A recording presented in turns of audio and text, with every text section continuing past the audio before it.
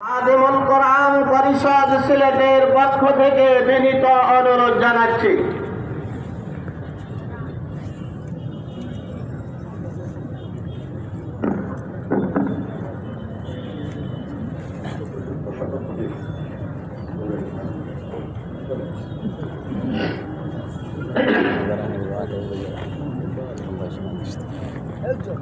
আসসালামু আলাইকুম ওয়া রাহমাতুল্লাহি ওয়া বারাকাতুহু।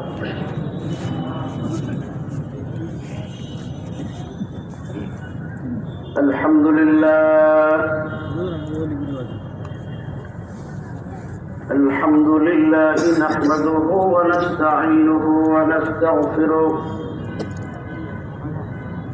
ونؤمن به ونتوكل عليه ونعوذ بالله من شرور أنفسنا ومن سيئات أعمالنا من يهده الله فلا مضل له ومن يضلله فلا هادي له ونشهد أن لا إله إلا الله وحده لا شريك له ونشهد أن سيدنا وسندنا وحبيبنا ومولانا محمد المبعوث إلى الأسود والأحمر لتتميم مكارم الأخلاق لا يخلق نبي ولا رسول بعده ولا أمة بعد أمته ولا شريعة بعد شريعته ولا كتاب بعد كتابه صلى الله تعالى عليه وعلى آله وأصحابه وبارك وسلم تسليما كثيرا أما بعد فأعوذ بالله من الشيطان الرجيم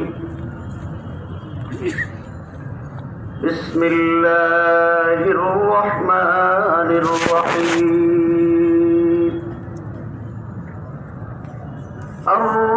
الرحمن علم القرآن خلق الإنسان علمه البيان صدق الله مولانا العظيم সবাই দুরূদ শরীফ পড়ি আল্লাহুম্মা সাল্লি আলা মুহাম্মাদ ওয়া আলা আলি মুহাম্মাদ কামা সাল্লাইতা আলা ইব্রাহিম ওয়া আলা আলি ইব্রাহিম ইন্নাকা হামিদুম মাজিদ আল্লাহুম্মা বারিক আলা মুহাম্মাদ ওয়া আলা আলি মুহাম্মাদ كما باركت على إبراهيم وعلى آل إبراهيم إنك حميد مجيد الحمد لله বাংলাদেশের ঐতিহ্যবাহী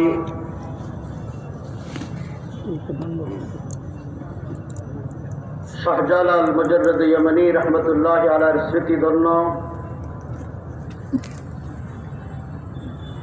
শেখুল ইসলাম সৈয়দ হোসেন আহমদ মদনী রহমতুল্লাহ আলাইহির স্মৃতি বিজড়িত বহু বুজুর্গ আকাবেরিনদের স্মৃতিধন্য এই সিলেট শহরের খুদ্দামুল কোরআন পরিষদ কর্তৃক আয়োজিত খাদিমুল কোরআন পরিষদ কর্তৃক আয়োজিত আজকের এই 3 দিনব্যাপী তাফসীরুল কোরআন মাহফিলের শেষ দিবসের শেষ অধিবেশনের সম্মানিত সভাপতি, মঞ্চে উপবিষ্ট শিষ্য মুরব্বিয়ানে কেরাম, সমবেত তৌহিদি জনতা, তালেবানে উলুমে নবুওয়াত এবং পর্দানশীন আমার সম্মানিত মা ও বোনেরা, মহান আল্লাহ তাবারক ওয়া তাআলার দরবারে আমরা সকলে মিলে কালিমাতুশ শুকর আদায় করি যে আল্লাহ তাবারক ওয়া তাআলা বাংলাদেশের মতো একটা বৃহত্তম মুসলিম দেশে ইসলাম, মুসলমান এবং কোরআন নিয়ে যখন একটা সংকটকালীন সময় অতিক্রম হচ্ছে, এই সময়ে আল্লাহ পাক যে তাফসীরুল কোরআন মাহফিলের যারা আয়োজন করেছেন, যারা আয়োজনে শরীক হয়েছেন, যারা এই আয়োজনে অংশগ্রহণ করেছেন, আল্লাহ পাক যা আমাদেরকে তৌফিক দান করেছেন, সেই আল্লাহর দরবারে কালিমাতুশ শুকর আদায় করি। সবাই বলি আলহামদুলিল্লাহ।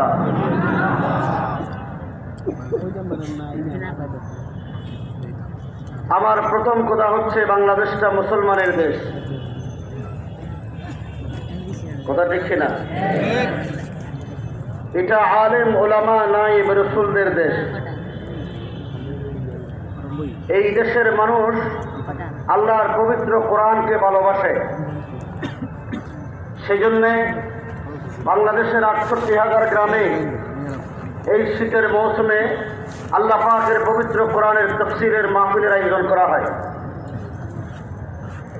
সুতরাং আল্লাহর পবিত্র কোরআনের তিলাওয়াত অথবা ইয়াতাদারাসুনাহু বাইনাহুম অথবা কোরআনের আলোচনা, কোরআনের তাফসীর যেখানে হবে, আল্লাহর হাবিব বলেন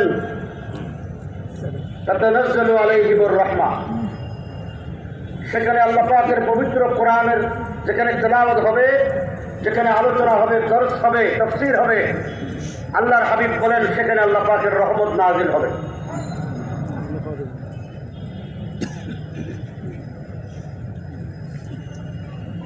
যেখানে তাফসীরুল কোরআন মাহফিল হয়, ওয়াগাশিয়াতুহুমুর রাহমা, আল্লাহ পাকের রহমত চতুর্দিকে বেষ্টনী দিয়ে রাখেন, নিরাপত্তার ব্যবস্থা করেন। আমাদের দেশে রাজনৈতিক দলগুলো যখন সমাবেশ করে, পুলিশ, র্যাব, আরও যত প্রকারের বাহিনী আছে, এদের সিকিউরিটির প্রয়োজন হয়, কথা ঠিক কিনা? কিন্তু আল্লাহর হাবিব বলেন যেখানে কোরআনের মাহফিল হয়, যেখানে কোরআনের তাফসীর হয়, যেখানে কোরআনের আলোচনা হয়, ওয়াখাফাতহুমুল মালাইকা, আল্লাহ পাক ফেরেশতাদেরকে নিয়োজিত করে সেখানে নিরাপত্তার ব্যবস্থা করেন। সুতরাং যেখানে আল্লাহ পাক ফেরেশতাদের দিয়ে নিরাপত্তার ব্যবস্থা করেন, সেখানে বাংলাদেশ নয়, দুনিয়ার কোনো সিকিউরিটির প্রয়োজন।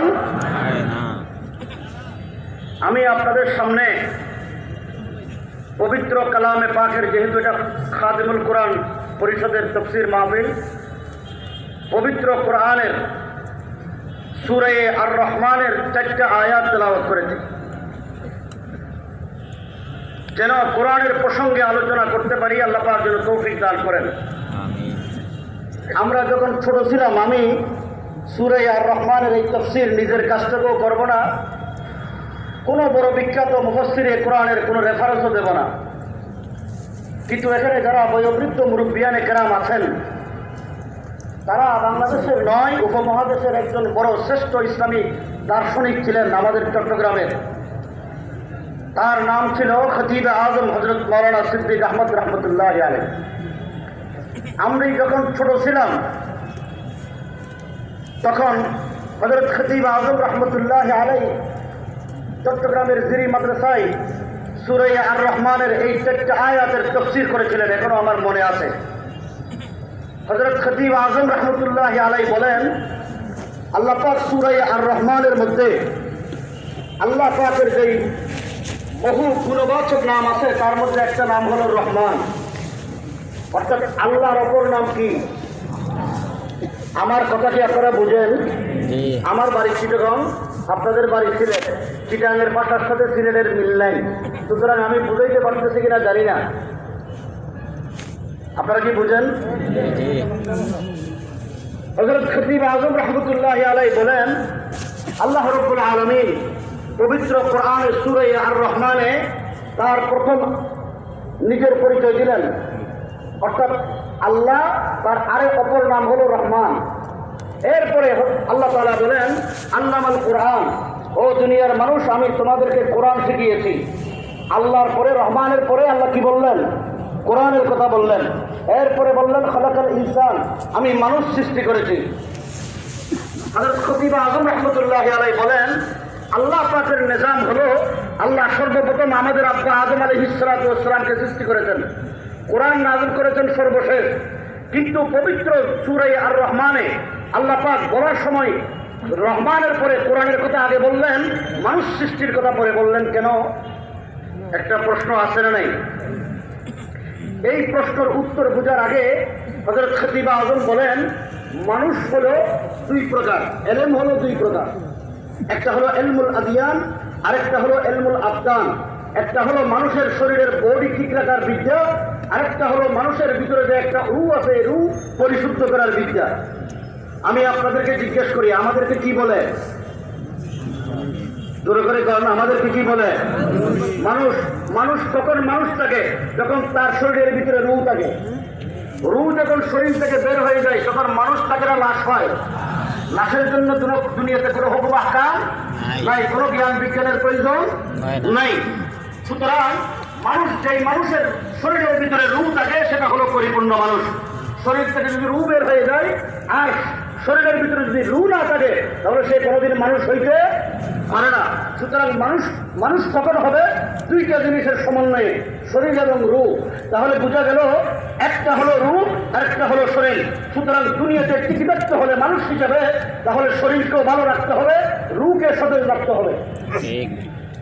এখন আসুন, আমাদের দেশে কলেজ বিশ্ববিদ্যালয় আছে না নাই? স্কুল কলেজ আছে না নাই? আমি আপনাদেরকে জিজ্ঞাসা করি, এই স্কুল কলেজে রূহ পরিশুদ্ধ করার কোনো ব্যবস্থা কি আছে? একটা উদাহরণ দিয়ে বলি, আপনারা নামাজ পড়ি তো আমরা, নামাজ সহিহ শুদ্ধ করার, নামাজের মাসলা মাসাইল জানার কোনো ব্যবস্থা কি প্রাইমারি স্কুল থেকে এমএ পাস করা পর্যন্ত সমস্ত বই পুস্তকের মধ্যে আছে? একটু জোরে করে কারণ আছে না নাই? নাই। তাহলে বোঝা গেল শরীরকে ভালো রাখার জন্য খতিব আজম রহমতুল্লাহ আলাইহি বলেন, একটা মানুষের শরীরকে ভালো রাখার জন্য তিনটা জিনিস দরকার। একটা হলো অন্ন, আরেকটা হলো বস্ত্র, আরেকটা হলো বাসস্থান। মানুষ যদি খাবার খেতে না পারে কঙ্কাল হয়ে যাবে, মানুষ যদি ঘুমাইতে না পারে পাগল হয়ে যাবে, মানুষ যদি কাপড় পরে রাস্তায় বের হয় তার মানুষ বলবে না, পাগল বলবে। সুতরাং এই তিনটা মৌলিক জিনিস দরকার মানুষের শরীরকে ভালো রাখার জন্য। আর মানুষের রূহকে ভালো রাখার জন্য আলা বিযিকরিল্লাহি তাতমাইন্নুল কুলুব, কোরআন শরীফে আছে না নেই? কিন্তু বাংলাদেশের শিক্ষা ব্যবস্থার ভিতরে ক্লাস 1 থেকে এমএ পাস করা পর্যন্ত সমস্ত ক্লাসে, সমস্ত ডিগ্রির মধ্যে বাংলাদেশের মানুষের শরীর সতেজ রাখার শিক্ষা আছে, অন্ন বস্ত্র বাসস্থানের শিক্ষা কিভাবে অর্জন করবে তার ব্যবস্থা আছে, কিন্তু মানুষের রূহ কিভাবে পরিশুদ্ধ করবে সেই শিক্ষার ব্যবস্থা কিন্তু আমাদের দেশের শিক্ষা ব্যবস্থার ভিতরে নাই। কথা কি বুঝাইতে পারলাম? কিভাবে নাই? একটা উদাহরণ দিয়ে বলি। আমি আপনাদেরকে জিজ্ঞাসা করি, আপনাদের দেশে সরকারি অফিসার আছে না, কর্মকর্তারা আছে না নাই? অফিসাররা তো আছে না নাই? এই সরকারি কর্মকর্তারা সরকারি বেতন পায় কিনা? আওয়াজ একটু জোরে না বললে। সরকারের সুযোগ সুবিধা পায় কিনা? তুই ঈদের বোনাস পায় কিনা? সরকারি কর্মকর্তারা রাষ্ট্রের অর্থ দিয়ে আমাদের ট্যাক্সের পয়সায় যে ট্যাক্স দেয়, এই ট্যাক্সের পয়সায় রাষ্ট্রীয় কোষাগার থেকে বরাদ্দকৃত টাকা দিয়ে তারা লেখাপড়া শিখে মানুষ হয়েছেন। এই লেখাপড়া শিখে মানুষ হওয়ার পর ওই সন্তানগুলো সরকারি কর্মকর্তা হওয়ার পর, সরকারের সুযোগ সুবিধা নেওয়ার পর, রাষ্ট্রের সমস্ত সুযোগ সুবিধা গ্রহণ করার পর তারা ঘুষ খায়নি। আমি তো মনে করছিলাম সিলেট শাহজালালের দেশ, আলেম উলামার দেশ, এখানে শাহজালাল রহমতুল্লাহ আলের বইয়ে, আলেমদের বইয়ে হয়তো কর্মকর্তা একটু ভালো হবে। ঘুষ নাই তো। অফিসার যে যত বড় তার ঘুষের মাত্রা তত বেশি। কেমন ঘুষ খায়? এতিমখানার ক্যাপিটেশন গ্রান্টের টাকাও তারা 25% কেটে রাখে। আমার সমস্ত বক্তব্য ডকুমেন্টারিয়াল, গোয়েন্দা সংস্থার বাইরা, সাংবাদিকরা, কোনো সরকারি কর্মকর্তা থাকলে চ্যালেঞ্জ করে বলি, ক্যাপিটেশন গ্রান্ট দেশে এখানে অসংখ্য এতিমখানা আছে। এতিমখানার সরকারি বরাদ্দকৃত টাকা থেকে ওই সমস্ত ঘুষখোর কর্মকর্তারা 25% কেটে রাখে। আসে না নাই? চরিত্র কত নষ্ট হয়ে গেছে আমাদের বাংলাদেশে। যারা ঘুষ খায় তাদের বিরুদ্ধে আইন আছে না নাই? কিরকম আইন? হাতে নাতে যদি ঘুষ ধরা পড়ে 14 বছরের জেল। এই আইন তারা যারা যে সমস্ত কর্মকর্তারা ঘুষ খায় তারা জানে কিনা, জানার পরে মানে কিনা? মানে না কেন? তার একমাত্র কারণ সেটা হলো অন্ন, বস্ত্র, বাসস্থানের ব্যবস্থা কিভাবে করবে সেই শিক্ষা অর্জন করেছেন। রূহ কিভাবে পরিশুদ্ধ করবে, আত্মা কিভাবে পরিশুদ্ধ করবে, সেই আত্মা আল্লাহ রাব্বুল আলামিন রূহ না দিলে মানুষ হওয়ার কোনো সুযোগ ছিল না। কাল কিয়ামতের ময়দানে যে রূহ হিসেবে আল্লাহর দরবারে আমাদেরকে হাজির হতে হবে, আল্লাহ পাকের শাস্তির মুখ করতে হবে। অন্যায় অনাচার করার কারণে, দুর্নীতি আর সন্ত্রাস করার কারণে, জুলুম বেবিচার করার কারণে আল্লাহ পাকের যে শাস্তির মুখোমুখি হতে হবে সেই ভয় কিন্তু আমাদের কর্মকর্তাদের অন্তরে নাই। এই অন্তরে না থাকার কারণে লেখাপড়া জানার পরেও, ঘুষের বিরুদ্ধে সরকারি দণ্ডবিধি জানার পরেও আমার দেশের শিক্ষিত জনগোষ্ঠী, যাদেরকে দেশের মানুষ সিভিল সোসাইটি মনে করে, যাদেরকে দেশের মানুষ ক্লাস 1 মনে করে, যারা সমাজের নেতৃত্ব দেয়, যারা রাষ্ট্র পরিচালনা করে, ওই সমস্ত শিক্ষিত জনগোষ্ঠীগুলো তারা কিন্তু ঘুষ আর দুর্নীতির সাথে জড়িত।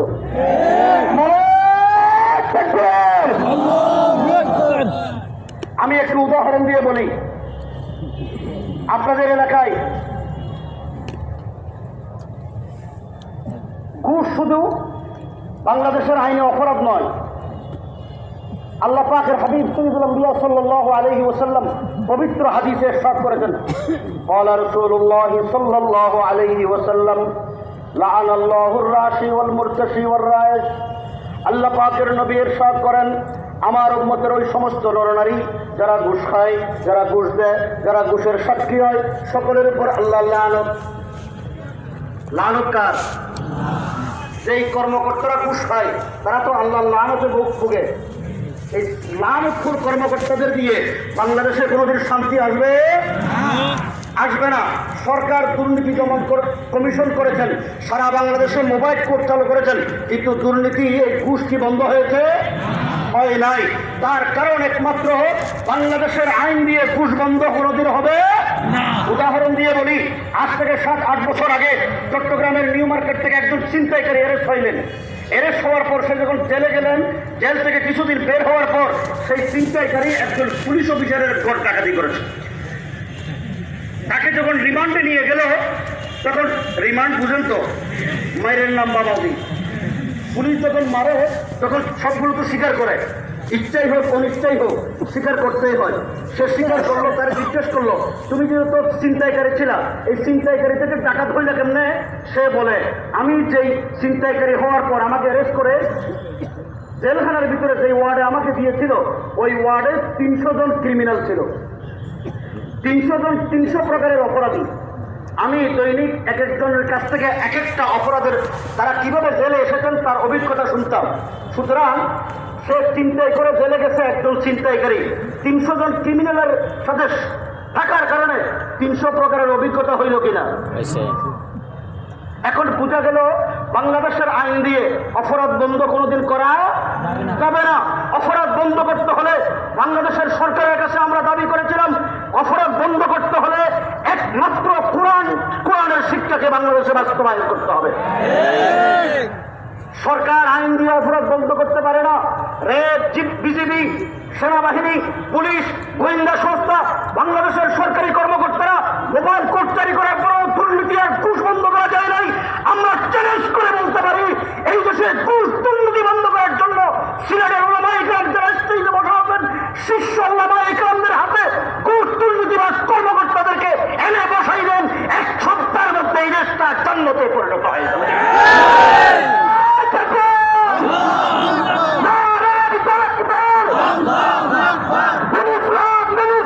জিন্দাবাদ জিন্দাবাদ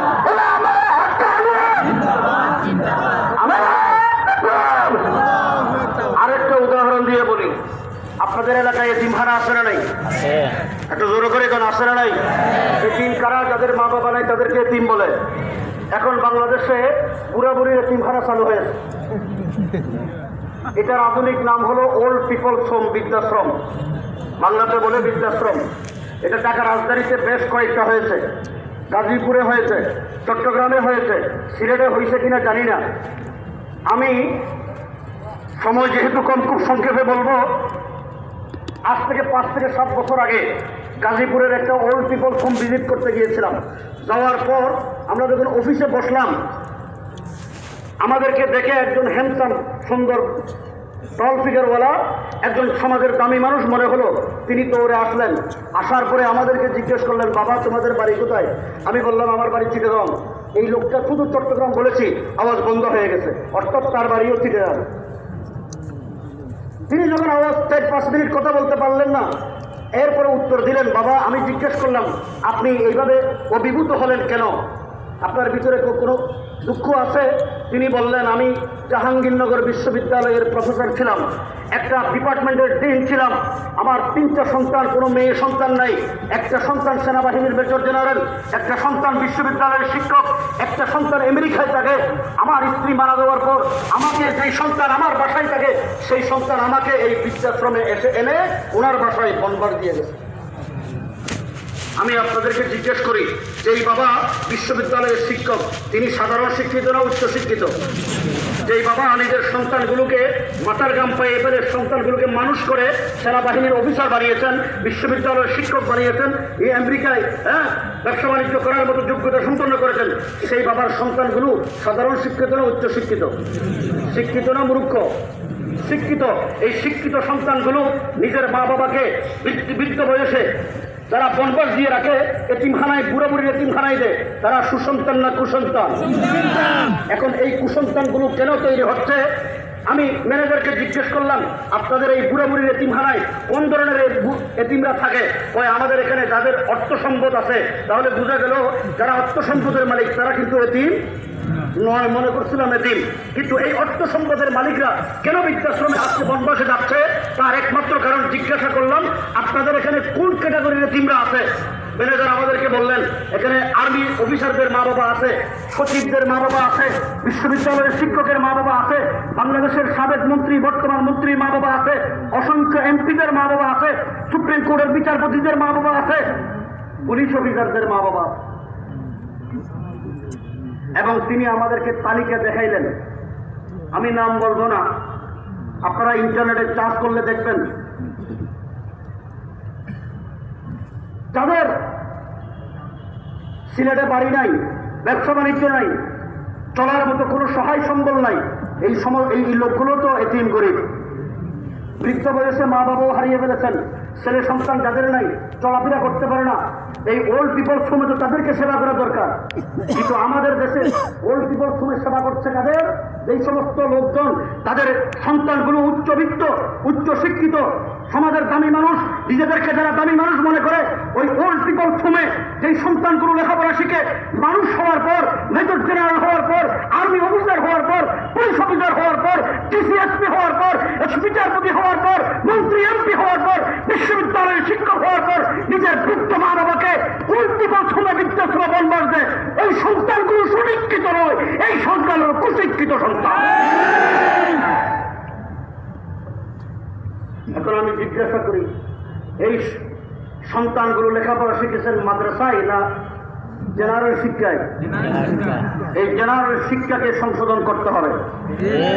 আমি সংক্ষেপে বলি, বাংলাদেশে আফসোসের কথা আপনাদের মেজাজের মধ্যে, আপনাদের বিবেকের কাছে রেখে যেতে চাই। বাংলাদেশটাকে মুসলিম প্রধান দেশ।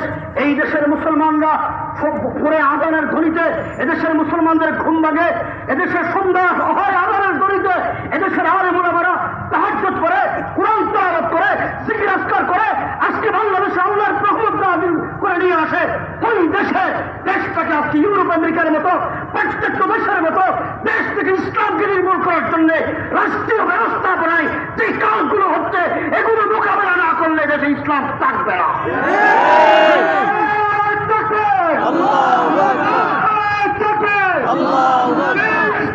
জিন্দাবাদ।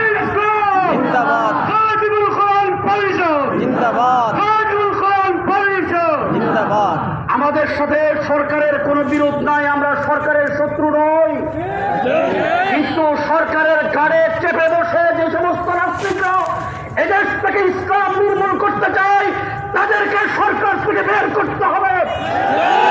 সরকারের কাছে আমাদের দাবি হলো ইসলাম মুসলমান আমাদের ধর্মীয় স্বাধীনতাকে অক্ষুণ্ণ রাখতে হবে। ধর্মীয় স্বাধীনতার বিরুদ্ধে আঘাত আসে, যেখান থেকে আঘাত আসবে তারা সেখান থেকে মোকাবেলা করার জন্য উলামায়ে দেওবন্দ কাসিম নওরতবীর উত্তরসূরিরা এখনো মাঠে নামতে তৈরি রয়েছে।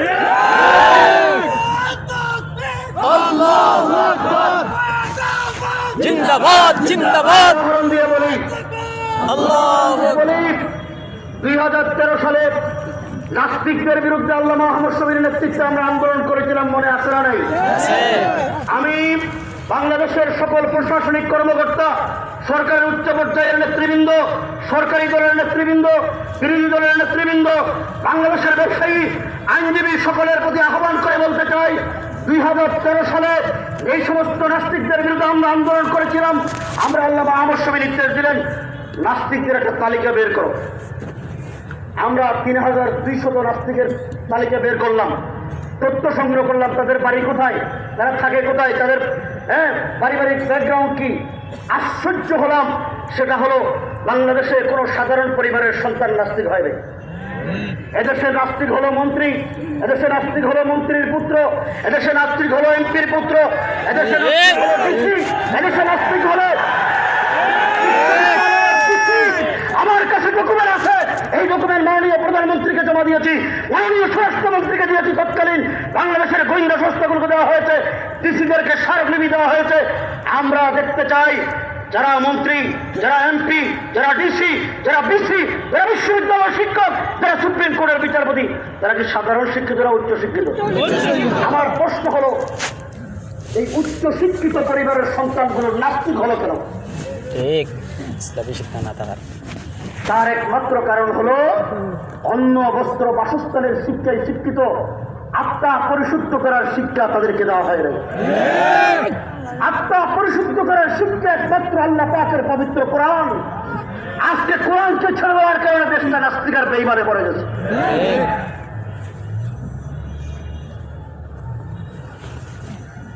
হযরত খতিব আজম রাহমাতুল্লাহি আলাইহি বলেন, আমি আপনাদেরকে জিজ্ঞাসা করি, যারা চুরি করে ডাকাতি করে তারা ভালো মানুষ না খারাপ মানুষ? খারাপ মানুষ। আর যারা লেখাপড়া শিখে মানুষ হওয়ার পর কলমের কোষা দিয়ে ঘুষ খায়, তাদের সাথে চোর আর ডাকাতের কোনো পার্থক্য আছে? তারা হলো অশিক্ষিত চোর আর তারা হলো শিক্ষিত চোর, কোনো বেশ কম আছে? আমরা মানুষদেরকে ভালো করতে চাই, সংশোধন করতে চাই, দেশটাকে জন্নতি পরিবেশে নিয়ে যেতে চাই। এই দেশে হানাহানি চাই না, মারামারি চাই না, সরকারের সাথে সংঘাত চাই না, রাষ্ট্রকে আমরা ভালোবাসি। আমাদেরকে বিরুদ্ধে আজকে রাষ্ট্রদ্রোহী মামলা করা হচ্ছে।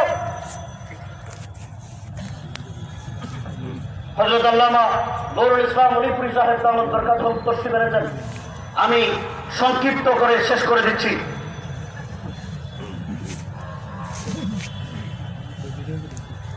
মনে আছে না নাই? মানুষ যারা ভালো মানুষ আর খারাপ মানুষ, এই দেশে বিদ্যা দুই প্রকার, ইলমুল আদিয়ান, ইলমুল আফসান। মনে আছে না নাই? মাদ্রাসা দুই প্রকার, একটা হলো সরকার কর্তৃক নিয়ন্ত্রিত, আরেকটা হলো জনগণ কর্তৃক পরিচালিত। সরকার কর্তৃক নিয়ন্ত্রিত মাদ্রাসা হলো সরকারি মাদ্রাসা, আর জনগণ কর্তৃক পরিচালিত মাদ্রাসা হলো কওমি মাদ্রাসা।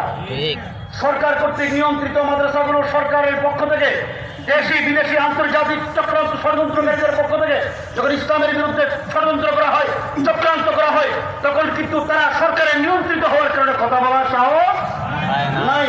এবং জনগণ কর্তৃক পরিচালিত যেই মাদ্রাসা, আজকে কওমি মাদ্রাসার উলামায়ে ইকরাম জনগণের ঈমান আকীদা হেফাজতের জন্য, জনগণের দিনকে রক্ষা করার জন্য, জনগণের চরিত্র সংশোধন করার জন্য আজকে দিনের পর দিন, বছরের পর বছর, শতাব্দী থেকে শতাব্দী আজকে কাজ করে যাচ্ছেন কাসিম নওরতবীর এই কাফেলা, কিন্তু তারা কোনো অপশক্তিকে ভয় করে না। সুতরাং আমি আপনাদেরকে জিজ্ঞাসা করি, শেষ কথাটুকু বলতে চাই, বাংলাদেশে প্রথম শ্রেণী থেকে আমরা আন্দোলন করেছিলাম আল্লামা আহমদ শফীর নেতৃত্বে, ক্লাস 2 থেকে 10ম শ্রেণী পর্যন্ত 72টা ইসলামী প্রবন্ধ নিবন্ধ বই থেকে বাদ দেওয়া হয়েছে। সর্বশেষ যে কাজটা করেছেন, যেহেতু হজরত এসে গেছে আমি লম্বা করবো না, প্রথম শ্রেণীর বাংলা বইতে যে কাজটা করেছেন, আপনাদের এলাকার শিক্ষামন্ত্রী ছিল। আমাদের বক্তব্য, যদি তিনি যত বড় পাওয়ারফুল মন্ত্রী হোক না কেন, ইসলামের উপর যদি হাত দেয় তাদেরকে কিন্তু ছাড় দেওয়া হবে না। তিনি করলেন কি, বই পুস্তক থেকে 72টি ইসলামী প্রবন্ধ নিবন্ধ বাদ দিলেন। আল্লামা আহমদ শফীর নির্দেশে মাননীয় প্রধানমন্ত্রী শিক্ষামন্ত্রীর কাছে স্মারকলিপি দিয়েছি, ডিসিদের কাছে 64 ডিস্ট্রিক্টের ডিসিদেরকে স্মারকলিপি দিয়েছি, কিন্তু সরকারের কাছে পানি যায় নাই।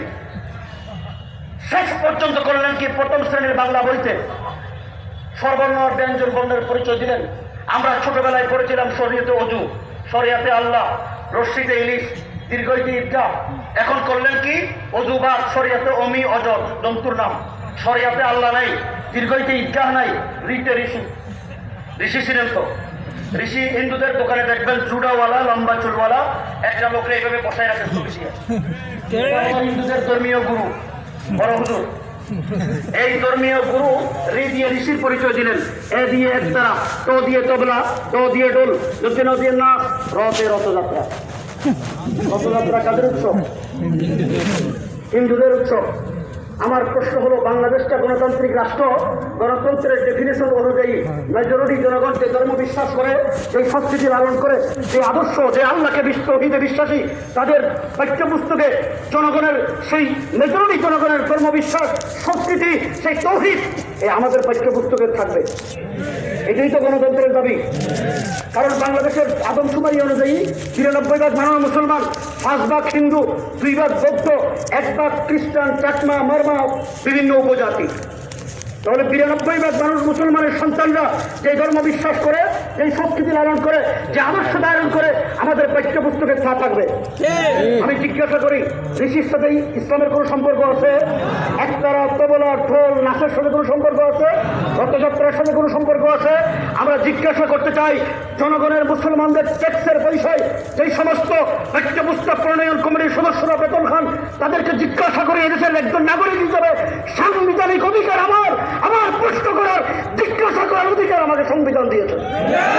আমার জিজ্ঞাসা হলো, ৯২% মানুষ মুসলমান, সেই দেশের মুসলমানের সন্তানরা ইসলাম শিখবে, শরিয়াতে আল্লাহ শিখবে, দীর্ঘইতে ঈদগাহ শিখবে, মতে মসজিদ শিখবে, সেই জায়গাটুকু রাখলেন না।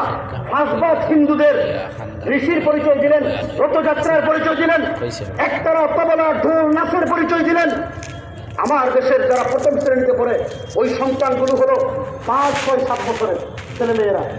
ওলামা ইকরাম বসা আছেন, ৬, ৭ বছরের ছেলেমেয়েরা যা শিখে, যা দেখে, যা শুনে, তার ১০০,০০০ পাথর কুদাই করলে যেমন সেটা মুছে না, ওই সমস্ত ছেলেমেয়েদের অন্তর থেকে যা শিখে, যা দেখে, যা শুনে, তা কোনোদিন তাদের অন্তর থেকে মুছে যায় না।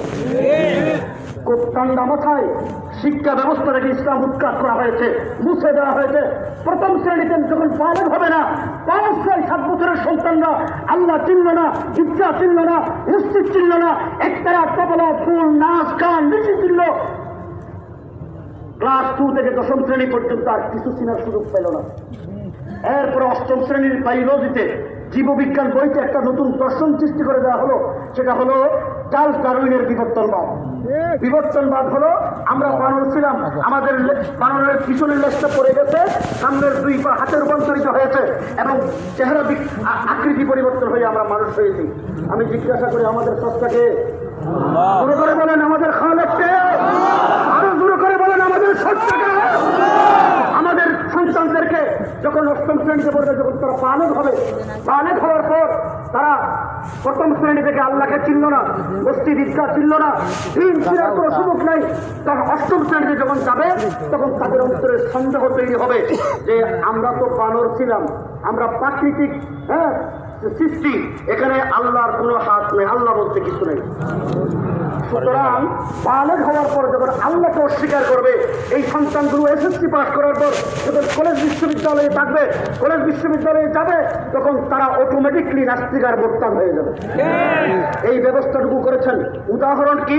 ঢাকা বিশ্ববিদ্যালয় নবাব সলিমুল্লাহ হযরত তানভী রহমতুল্লাহ আলাইহির ইশারায়, তার নির্দেশে মুসলমানের সন্তানগুলোকে আধুনিক শিক্ষায় শিক্ষিত করে ইংরেজ বেনিয়াদি গোষ্ঠীর বিরুদ্ধে মোকাবেলা করার সৈনিক তৈরি করার জন্য ঢাকা বিশ্ববিদ্যালয় প্রতিষ্ঠা হয়েছিল। আজকে ঢাকা বিশ্ববিদ্যালয়ের 72% ছাত্র শিক্ষক নাস্তিক আর মোরতাদ। সুতরাং আমি যে আয়াত কারীমা আপনাদের সামনে তেলাওয়াত করেছি, আল্লাহ পাক বলেন আর রহমান আল্লামাল কোরআন খালাকাল ইনসান। একটা প্রশ্ন ছিল, মনে আছে না নেই? হযরত খতিব আযম রাহমাতুল্লাহি আলাইহির জবানে মুবারক থেকে শুনেছি, আল্লাহ পাকের নিজাম হলো আল্লাহ প্রথমে আদম আলাইহিস সালামকে সৃষ্টি করেছেন, এরপরে আল্লাহ কোরআন নাযিল করেছেন। কিন্তু সূরা আর রহমানে বলার সময় আল্লাহ পাক এইভাবে কেন বললেন? তার একমাত্র কারণ, আল্লাহ বলতে চেয়েছিলেন, ও দুনিয়ার মানুষ, তুমি যদি ইনসান কামেল হতে চাও, তুমি যদি সন্ত্রাস মুক্ত, দুর্নীতি মুক্ত, অন্যায় অনাচার মুক্ত, শান্তিময় সমাজের নাগরিক হতে চাও, তুমি যদি আদর্শ নাগরিক হতে চাও, আল্লাহ ওয়ালা হতে চাও, তাহলে তোমাকে অবশ্যই কোরআন শিখতে হবে। আজকে খাদিমুল কোরআন